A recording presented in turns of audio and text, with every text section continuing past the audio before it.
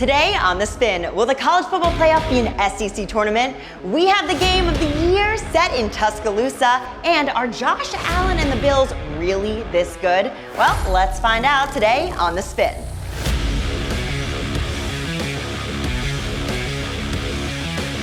Hello, my friends. Welcome to Sports Insider's The Spin. I'm Ali Melendez. So much to talk about today. So welcome, get in here, join me. I'm so happy you're here joining us because we have a great show in store for you today. Now, before we get into it though, a quick shout out to our friends over at BetOnline. You know, all of our odds here on The Spin are provided by BetOnline, the world's most trusted betting platform and #1 source for everything football. So if you like that, you got to check them out as well. So shout out once again to our friends at BetOnline. All right, to the action we go. Week 5 of the college football season is upon us, highlighted, of course, by the big one. It feels like a championship game, right? That, of course, will be Georgia and Alabama on Saturday night. Here now to break down the college football world for us, our very own Bulldog, Drew Butler and Gabe Ikard, joined today by Danny Kanell. Welcome, fellas. What's up, Allie? Thanks so much. Drew Butler here, joined alongside our special guest, Danny Kanell, this week because we got a big weekend of college football ahead. And as always, Gabe Ikard. We are wrapping up the month of September, looking forward to week 5 of the college football season. And guys, the college football playoff, now that 12-team playoff, is kind of starting to come into focus. And one of the reasons we brought Danny Kanell on to Sports Insider this week is because the SEC, of course, is the story through the first month of the season. As it stands right now, 5 out of the top 6 teams in the AP Top 25, all from the SEC. Danny, are you surprised right now? BetOnline has the number set at over under 5.5 SEC teams making that 12-team college football playoff later on this year. No, not surprised at all. I like the under. I would take that bet on the under 5.5 teams from the SEC going. But, I mean, look at the AP Top 25. Look at the amount of teams that are up there. Yeah. I have them up there. Texas looks to be the real deal. Georgia does as well. Some of those, Tennessee just proved again they're one of the more viable contenders that are out there. Yep. But here's the caveat. They haven't played each other a whole lot yet. This is when the carnage is going to start coming to the forefront of the conversation. And how much do those losses ding them when we start having that discussion with how many teams get in the college football playoff? So not surprised we're having this discussion, but I do think you'll start to see these teams start getting knocked off, picked off later in the season, which I think that's when the fun really begins. Absolutely. Conference play coming into focus, and it all starts this weekend. So, guys, let's start right there in the SEC, noon Eastern on Saturday. Kentucky heading to the Grove. That's right. They will be taking on the Ole Miss Rebels in Oxford. Gabe, right now, Ole Miss and that high-powered offense, they are a 17.5-point favorite. This over-under sits at 53.5 points. Which Kentucky's going to show up? Is it the Kentucky we saw against South Carolina, or is it the Kentucky we saw against Georgia? It's hard to predict, but I just don't expect Kentucky to be able to score many points in this football game. They have not shown a dynamic offense with Brock Vandagriff at the quarterback position. And I think Ole Miss's defense, while untested, I think that's a pretty good unit for the Rebels. I just think the line's too big, though. I'm going to take the points with Kentucky. Mark Stoops as a big underdog. I think Ole Miss is a really good football team, but they haven't been tested at all up to this point in the season. It's just too big of a line. I'll take the points with the Wildcats. Yeah, I can see where you would want to do that. I'm on the other side, though, Gabe. I think this Ole Miss offense is just an absolute juggernaut that cannot be slowed down, even by the likes of Mark Stoops, who's one of the better defensive minds out there. Jackson Dart is one of the only quarterbacks in the country that is completing 70% of his passes and has over 375 yards per game, passing yards per game in those games.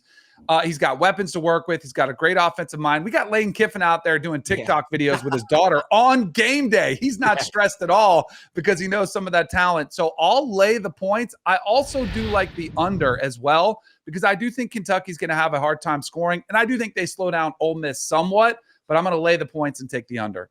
It seems like the 12-team college football playoff was made for programs just like Ole Miss to finally get their crack at some postseason play. The discrepancy here in the offensive production is noticeable. Ole Miss right now averaging 55 points per game to Kentucky's 22.5. And the Rebels have won their last 3 SEC home openers and 12 of their last 14 SEC home games. Keep in mind, this is Kentucky's first road game of the season. Brock Vandagriff, starting quarterback, going to be in a hostile environment. No question that the Rebels fans will be fired up for some SEC action. And DK, you mentioned Jackson Dart, Ole Miss's quarterback. He has been simply elite. Over 1,500 passing yards so far. That's the most of any SEC quarterback in the last 20 years.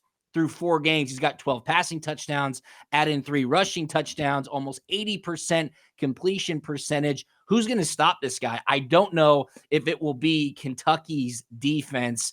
I know Ole Miss hasn't played anybody, but guys, they've outscored their opponents so far this season 220-22.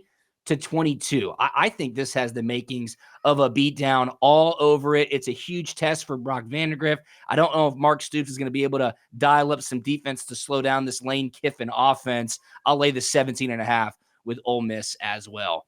All right, let's go to South Bend because this is a really interesting game. The 15th ranked Louisville Cardinals, coming off a big conference win over Georgia Tech a week ago, are heading to Notre Dame to take on the 16th ranked Fighting Irish, 3:30 p.m. Eastern. Over on Peacock, Gabe, Notre Dame, a 6-point home favorite. That kind of surprised me. This total is set at 47.5 points. I'm taking the points with Louisville. Yeah. I think they're a good football team. I think they're extremely well coached. And that defense so far this season has been really solid against the run. And there's no doubt that Notre Dame's going to try to run the football. And I'm sure they'll have some success doing that. But Riley Leonard is going to have to make some throws in this game. They need some dynamic plays in the passing game. And that just has not been a strength of the Notre Dame offense up to this point in the season. It's good to see Tyler Shuck healthy out there for Louisville. He's always been a good player when he's been healthy. They'll have to get the run game going more than what they did against Georgia Tech. But I think this is a close 4-quarter football game. I'll take the points with Louisville, and I think it's going to be low scoring as well. I think both defenses are going to play at a high level in this one. I'll take it a step further. I'll take the points for Louisville, but I think they win the game outright. I think this is a team that Jeff Brom, their head coach, has got to be sitting around thinking, does anybody remember who played Florida State for the ACC Conference Championship game last year? And they have gotten zero love. Really, they just started to make a jump in the top 25 rankings, but they've been impressive so far. They did just win and cover versus Georgia Tech, who was, a good conference opponent. And I think, Gabe, the one thing you mentioned is Tyler Shuck. 8 touchdowns, 0 interceptions on the year, 68% completion percentage. Everyone has raved about what we saw from him in camp and what we've seen earlier this season. As long as he's healthy, I am backing him, and he has been pretty close to flawless. And I'm not sold that Notre Dame's offensive issues are fixed with Riley Leonard. He's still way too one-dimensional for me as a runner, needs to develop as a passer before I think defenses truly respect what he does at the quarterback position. So I like Louisville not only cover, but to win the game outright. Yeah, it's interesting here, guys, because simply put, Notre Dame cannot afford another misstep if they want any hope of making the college football playoff after that loss a couple of weeks ago at home against Northern Illinois. You guys both mentioned Tyler Shuck. I mean, this guy has been around the block. I'm pretty certain his freshman year was all the way back in 2018. He was at Oregon. He was at Texas Tech. Now he's got a great home in Louisville, paired up with head coach Jeff Brom, off to a great start. Louisville over 45 points per game so far this season. Tyler Shuck, 8 touchdown passes. And Riley Leonard, you said it, Danny. He's one-dimensional as a runner. He had his first passing touchdown last week. They're going to need to change those things in a big way. This is a huge opportunity for Louisville. They sit atop the ACC rankings right now. They still have Miami and Clemson on the schedule later on this season, but 6 does just seem like way too many points for Louisville, who's ranked higher than Notre Dame, albeit just by 1 spot, 15-16. Seems like an evenly matched game. Louisville definitely has the quarterback who can throw it a bit more. You have to take the points here. I would take Louisville and the points, but look for Notre Dame to find a way to squeak out a close win. Simply said, they can't afford to lose another game. So give me the 6 points with the Cardinal. All right. This is the biggest game of the weekend. It's a big game for me personally as well. The second-ranked Georgia Bulldogs heading to Tuscaloosa to take on the fourth-ranked Alabama Crimson Tide, 7:30 p.m. prime time on ABC. Gabe, talk some sense into me. Georgia's a 2.5-point favorite. The total here is 48 points. This should be a great one. What a matchup. This is what college football is all about. This is why the divisionless SEC is better than the SEC with divisions. I think Alabama has the most dynamic playmaker in the football game, and that's Jalen Milroe. And they get to play the home underdog card at Alabama. Are you kidding me? That seems unfair, but that's exactly what Kalen DeBoer and that staff are going to do. I just think that his growth as a passer is impressive. Their ability to push it down the field is special, but his legs, what he can do in the QB run game, what he can do as a scrambler, it's just a nightmare for defenses. And I think those explosive runs from Jalen Milroe are what swing this football game. I'm taking the Crimson Tide to cover, and I'm taking the Crimson Tide to win outright. Yeah, I think so. It's a little bit of a cop-out. I'm going to hit the total. In the game itself, how do you buck the trend of Kirby Smart's struggles against Alabama? 1-5 against them in his career, 96-11 versus everybody else over his past 51 games. 1-2 versus Bama, 48-0 against everybody else. So, this has been his bugaboo. It's insane.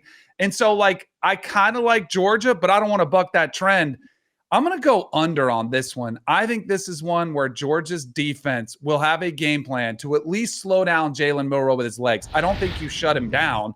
I think you're trying to keep him under 50 yards as opposed to potentially 100 yards rushing because that's the type of weapon that he is. And I think Georgia will do that. I think that could frustrate Jalen Milroe in the pass game as well. I also think it's going to be a big challenge for Carson Becht in that Georgia offense, who really feels like they're kind of still finding their stride. They did have the big second half against Clemson, but I think this will be a tighter game throughout, and I think Alabama will have a second half adjustment plan as well to slow down Georgia. So I like the under 48 as the biggest play. If I had to pick a side, I'd probably go with Bama because of the history, but as far as the play on the game, I'll go under 48 points. Yeah, there's no question here, guys. This is a heavyweight matchup in a series that has had tons of implications in prior matchups. You both said it. Kirby Smart 1-5 against Alabama during his tenure at Georgia. But keep in mind, those were all against Nick Saban. Nick Saban no longer there. Kalen DeBoer is there, coming in from Washington, having some great success. As we all know, Alabama went up to Wisconsin. They whooped up on the Badgers. Both of these teams are coming off of bye weeks. That certainly will have an impact on the game as well.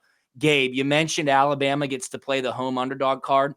It's been a while. This is the first time Alabama is going to be a home underdog since 2007 against LSU. That's 90 consecutive home games ago. I mentioned the bye week. Both of these teams got an opportunity to get healthy, get their legs underneath them. Georgia's best defensive player, Micah Williams, assumingly he is going to play in this game, should be very complimentary to linebacker Jalen Walker to keep Jalen Milroe, Alabama's quarterback, in check. And they did that a year ago in the SEC championship game. Milroe had less than 30 rushing yards, but it didn't matter because Georgia turned the ball over inside their own 10-yard line. They missed a field goal, and they ended up losing that game by 3 points. Milroe is explosive. 14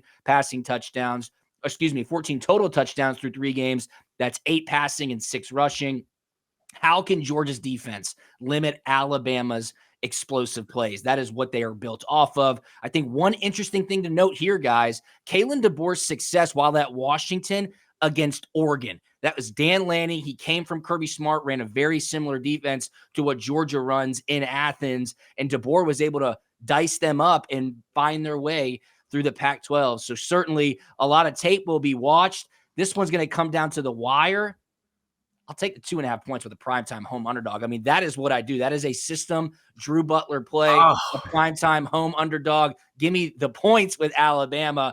Who knows who wins the game, but it should be an instant classic. So, Danny, you think you copped out? I just copped out even bigger. Drew, 2.5 points with the Crimson Tide.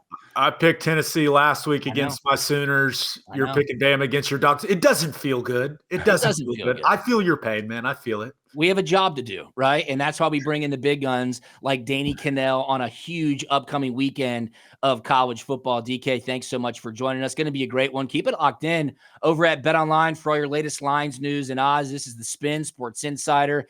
Gabe Ikard, thanks for talking some sense into me. I'm Drew Butler. Allie, we'll throw it back to you. Wow, Drew picking the side, huh? Say it ain't so. Well, listen, I get it with the points and still, but I don't know. So I got to pick a bone with you. No, I'm just kidding, of course. Incredible job as always, guys. Thanks so much, Drew Butler, Gabe Ikard, and Danny Kanell. Now, Drew will be back with us in just a minute with the NFL. But first, as I mentioned earlier, all of our odds here on Sports Insiders The Spin are provided by our friends at BetOnline. Now, the college and NFL seasons are in full swing with another big weekend of games coming up, so be sure to get in on all the action with BetOnline, the world's most trusted betting platform and #1 source for everything football. BetOnline has every stat and matchup breakdown, all the latest and best odds for both college and, of course, the NFL. And BetOnline even has live odds during games. So head on over to BetOnline right now, or at least after the show, and get in on all the action. All right, it is time, people. Drew is back, this time with veteran of 11 NFL seasons, Anthony Becht, and 2-time Super Bowl champ, Jonathan Casillas. Welcome, guys. What's up, Allie? Back once again. Drew Butler here, taking a look at week 4 of the NFL season. As always, joined by my guys, Anthony Becht and Jonathan Casillas. Guys, it's been pretty unprecedented. Underdogs upsetting favorites, huge underdogs winning outright. Quite the first 3 weeks of the NFL season. So let's put a bow on the month of September. We'll start in the NFC North with one of the biggest surprises of this short NFL season so far. The Minnesota Vikings heading to Green Bay to take on the Packers, 1 p.m. Eastern over on CBS. Anthony, right now, the Packers are 2.5-point home favorites. This total sits at 43.5 points. Yeah, the undefeated Vikings, right? Sam Darnold, I didn't believe in him last week, and he continues to really shred defenses in the NFL. 8 touchdowns, 2 interceptions on the season. And a nice combination between him and Aaron Jones as well, right? 100-plus yards rushing last week. Grenard's been a subtle surprise, 3 sacks on the defensive side, and they've been really good in the red zone. And I'm starting to believe in what they're doing. And the other side of the Packers, how are they winning football games, right? Malik Willis thrown out in the garbage, by the Tennessee Titans. But they're running the ball efficient. He's not making mistakes. He's thrown almost, I think, at a 74% completion clip, which blows my mind. But he's been really dangerous with his running. Betting against the Vikings, going against Sam Darnold. I thought about this, but guys, there's something here. Why are the Packers favored in this game? I just don't understand. That -2.5 is really feeling like Vegas is trying to play a game with all the fans out there. And there's something about that they're trying hook, line, and sinker to make you say, hey, man, there's no way the Vikings cannot win this football game right. So I'm going to go against the grain. I'm taking the Packers, man. I think they win by a field goal at home. I don't know why they win. It's one of those head scratchers, but I just don't know how the Vikings aren't favored in this game. And I'm not taking it on this one. I'm going to go with the Packers -2.5. Yeah, I hear you, man. Look, the Packers lost Jordan Love in a really nasty knee injury really early week 1. Malik Willis stepped in, and he didn't look great. He only threw 1 pass in that first game, but the next 2 games, he looked like a really good quarterback in the NFL. Yep. He's not making mistakes like Anthony said. He's throwing the football pretty efficiently. He's doing some great things for the Packers. I look at the other side, a defense led by Brian Flores. Jonathan Grenard actually has 4 sacks on the year, tied with another teammate of his that has 4 sacks, and Pat Jones II. The guys are rolling in Minnesota. They surprised me week 1, beating up on my Giants. I was like, man, the Giants lost to the lowly Vikings, but I don't think that's the case anymore. This is probably the best team, at least playing the best right now in the NFC. Put some respect on Sam Darnold's name, leading the league in touchdowns with 8. The Vikings are, I think, a really good team right now, very underrated. If they can't continue to play the way they playing, you talked about Aaron Jones running that football. They still have the #1 receiver in the NFL in Justin Jefferson. Look for that Sam Darnold Jefferson connection to continue. I think the Vikings right now, they're rolling.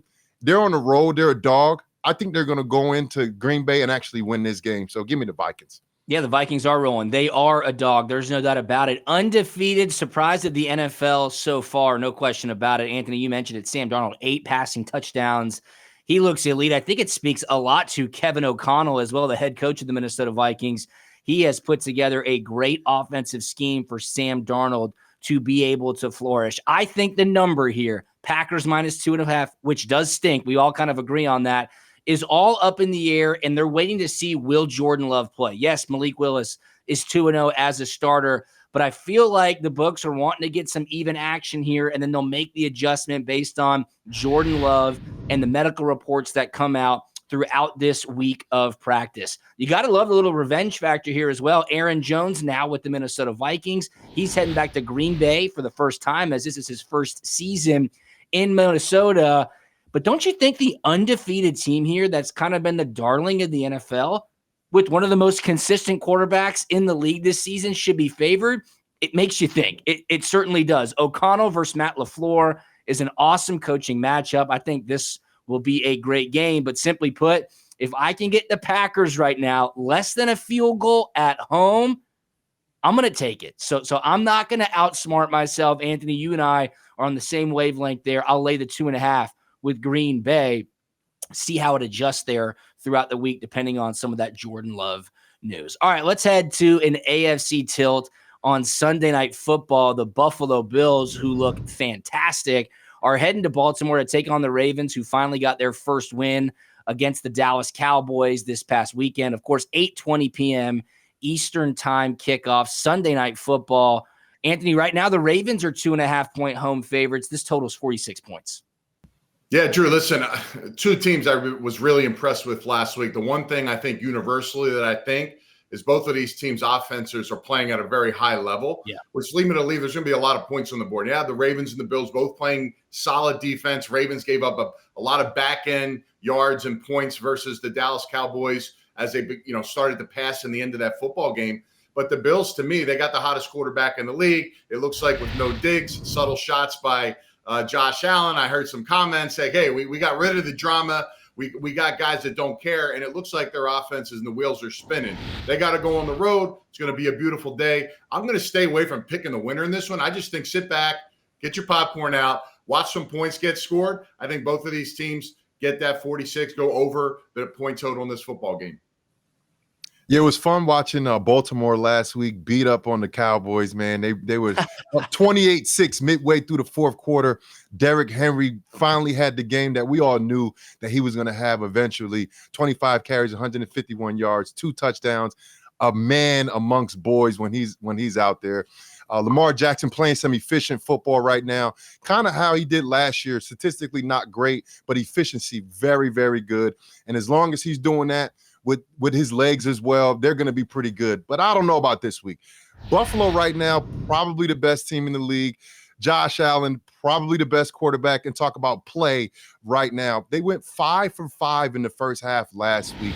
Every single drive, they had a touchdown. They looked unstoppable against Jacksonville. I don't know if Baltimore can slow them down. But look, Buffalo also defensively has only given up 10 points a game the last 2 weeks with allowing 28 in the first week. That's a plus 64 point differential, number 1 in the league. If they can continue that, they're going to have a good season. Baltimore is a different monster than basically any team they're going to play this year because of Lamar Jackson. I think the game's going to be close, but come on, man. Give me Buffalo, man, on the road, baby. Let's go. You guys both gushed about Josh Allen, and it's hard not to. How about this? The turnover-prone Josh Allen. No turnovers so far through 3 games of the 2024 NFL season.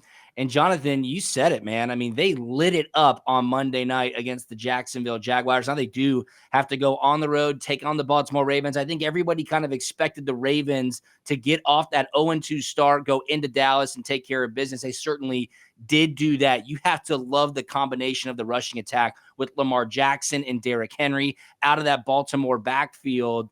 Bills coming off that short rest, Monday Night Football, turnaround. It'll be an energized crowd in Baltimore. Anthony, I do love your lean there on the over 46 points for this specific matchup. And I would expect Buffalo to be the public side in this game. An undefeated team with an elite offense, Josh Allen playing at a high level, and they're getting points on the road. That doesn't sit right with me. That doesn't smell right. So again, I'm rolling with the Ravens. I'll lay the short 2.5 points, less than a field goal at home. I think Lamar Jackson, Derrick Henry, and that Ravens defense getting right as well. Give me the home team. Ravens -2.5 Sunday Night Football against the Bills. All right, let's finish things up with the matchup that's really provided some fireworks over the past couple of seasons. It's Monday Night Football in Detroit, 8:20 p.m. Eastern time kickoff. The Seattle Seahawks head to the Motor City to take on the Lions. Anthony, the Lions are a 4-point home favorite. This total 46.5 points. Yeah, you watched Detroit last week, and I think they got back to their roots, what they really want to be. A heavy run football team, get the ball to Montgomery, and play really good, sound defense. And that's what they did last week. Almost 190 yards rushing by Detroit. They did have the one interception by Goff. But again, this is a team that they're playing Seattle. It's just always dangerous. Geno Smith has a lot of confidence. He always seems to be playing with a chip on their shoulder. The Seattle defense really took off last week versus Miami, sacking Skylar Thompson 5 times, 12 hits on him. So that's something that back at Detroit minds. They don't want to get in this pass-happy game. I really look at these two teams as I look at the total of this game. I think it's going to be an under. I think both of these defenses are going to play strong in this football game. I think Seattle's defense and Detroit will step up, and I really think it's going to be a lot of ball control. You may even see 0-0 at the first quarter, which leads me to leave. I just think off of this game and off what they did the last week and a half or so, that it's going to be a very low-scoring football game. So give me the under in this football game.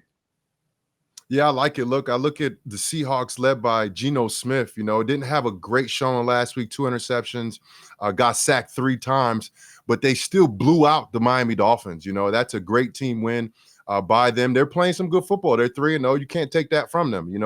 Questionable. Are they the best team in that division? I don't know quite yet, but it really doesn't matter. You look at the Lions, man, with Jared Goff, they bounced back with the strong showing last week. I think their 1-2 punch with those running backs, Montgomery and Gibbs, is the best in the league. Montgomery, big boy. I seen him on the sideline when the Giants practice.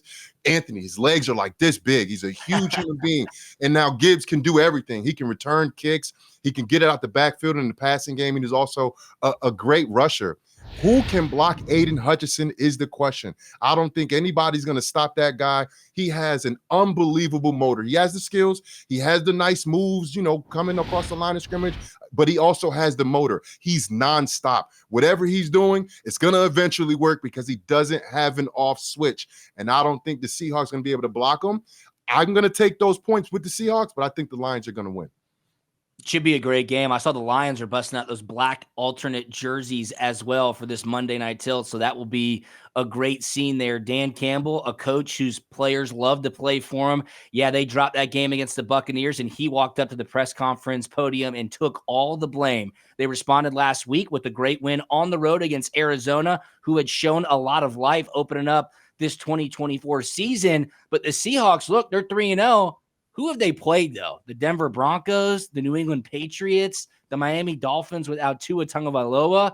You got to put a little bit of grain of salt on the Seahawks being undefeated. They have played some terrible teams. And I mentioned it, this matchup has produced some serious fireworks the past couple of seasons. There has been lots of offense.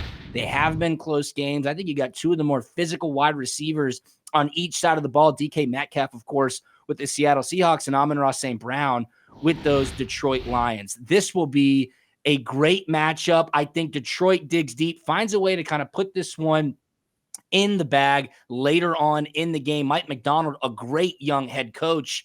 The Seahawks just have not been battle tested. This will be a very tough environment. I'll lay 4 points with the Detroit Lions on Monday Night Football. Should be a big win for them to propel them into the month of October.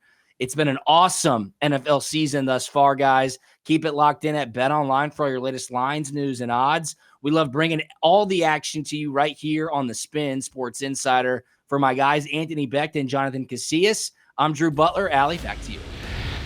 Awesome. Well, fantastic stuff, guys. As always, once again, thank you to our Drew Butler, Anthony Becht, and Jonathan Casillas for covering everything we need to know in the NFL. Love you guys. You're the best. All right, so listen, we got the info. We got the big games. I'm feeling all the fall energy. I had my PSL earlier. We are ready for a great weekend of football. So thanks again to our friends at BetOnline for the odds on today's show. My friends, all you gotta do is enjoy the action, and we'll see you next time right here on Sports Insiders The Spin.